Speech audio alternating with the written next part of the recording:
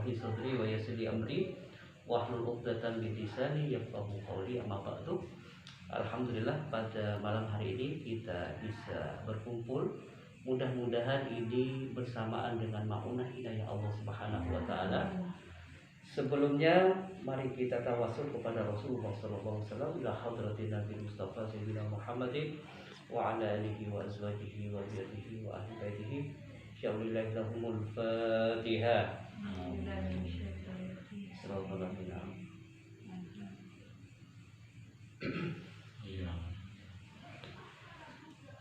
Kali ini saya akan membahas tentang ciri-ciri jin nasab.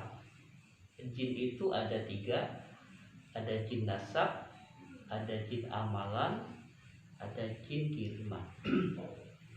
Nah, ilmu sihir itu tidak otomatis tersalurkan. Jadi para petinggi jin, khodam itu bukan malaikat, khodam itu adalah pesuruh. Masa iya malaikat disuruh-suruh bikin? Yang mengabdi pada tuannya pasti akan memilih anak keturunan yang cocok untuk dijadikan majikan dan relasi sepeninggal majikan lamanya. Jadi tidak semua ketika majikan lamanya itu meninggal, tidak serta-merta jin khodam itu langsung turun pada anaknya, tidak. Tetapi harus sama, frekuensinya sama, harus cocok, harus matching. harus matching. Makanya Syekh Sa'ad Ahmad Abdu hafizahullah ta'ala mengatakan perihal tentang ilmu sihir warisan. As-sahiru fi bidayati amalihi bima tu'ammiluhu yazullu fi adadil hawa minas sihra. Pada tahap awal penyihir melaksanakan apa yang telah dipelajari. La yuqaddiru illa ala a'mali sihri al-basitati. Artinya dia masih setara dengan penyihir-penyihir amatir lainnya.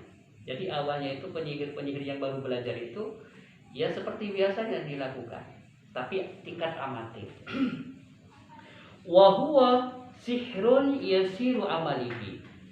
Dia tidak sanggup mengamalkan sihir kecuali ritual-ritual sihir ringan dan sederhana.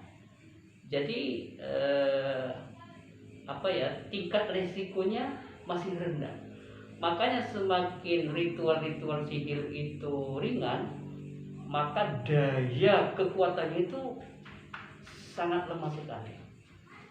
Nah, kemudian walakin la yadkhulu fi zumratil mukhtalifin la budda ayyakuma bisoni'in yurdo iblis.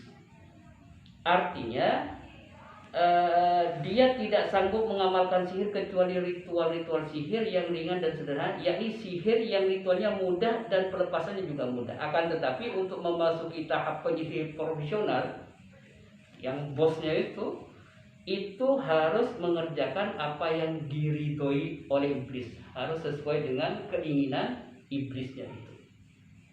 Fayadlubu iblis minhu af'alan wa aqwalan minal kufri al-bawah.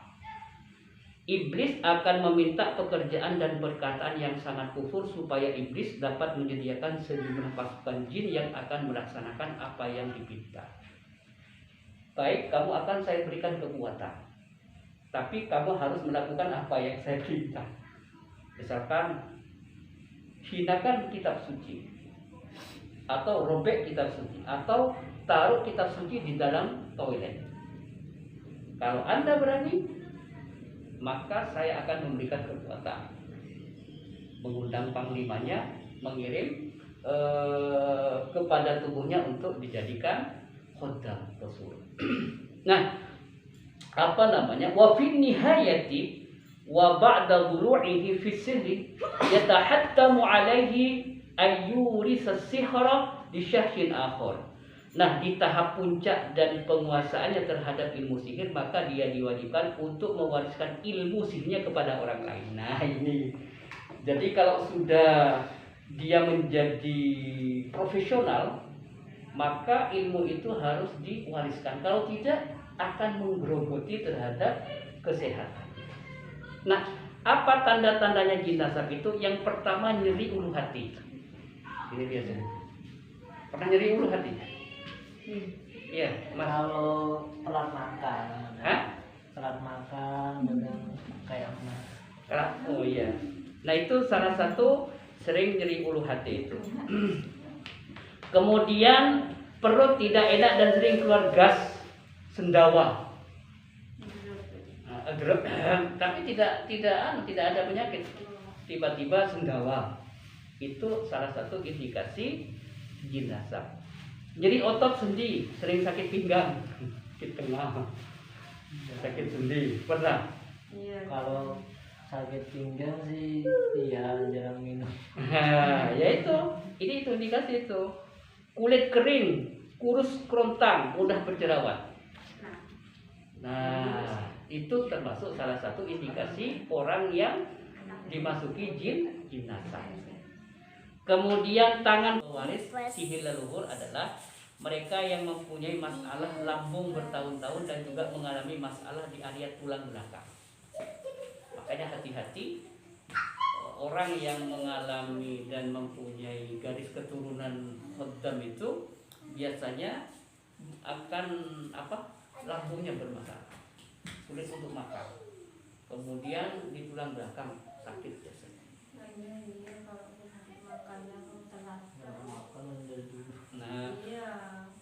Nah, kenapa harus lambung? Karena organ lambung adalah organ yang pertama kali dirusak oleh para setan di saat manusia dilahirkan ke dunia. Rasulullah Shallallahu Alaihi Wasallam bersabda, "Kullu bani Adam yata'anu syaitan fi janbaihi bi usbu'aihi hina yuladu." Ketika dilahirkan, setiap manusia itu ditekan lambungnya oleh setan dengan dua jarinya.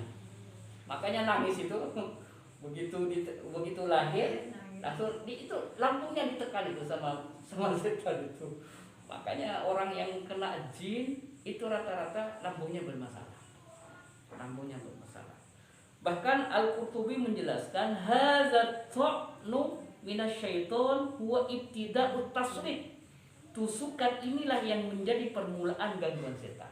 Tusukan pertama itu lambat setan yang akan menjadi permulaan. Nah, dalam ranah ilmiah, lambung menjadi salah satu sentral penurunan gen orang tua terhadap anak-anaknya. Terbukti dari hasil penelitian yang diterbitkan dalam jurnal gastroenterologi, diketahui 43% penyakit asam lambung yang dialami dipengaruhi adanya kode etik bawaan dari orang tua mereka.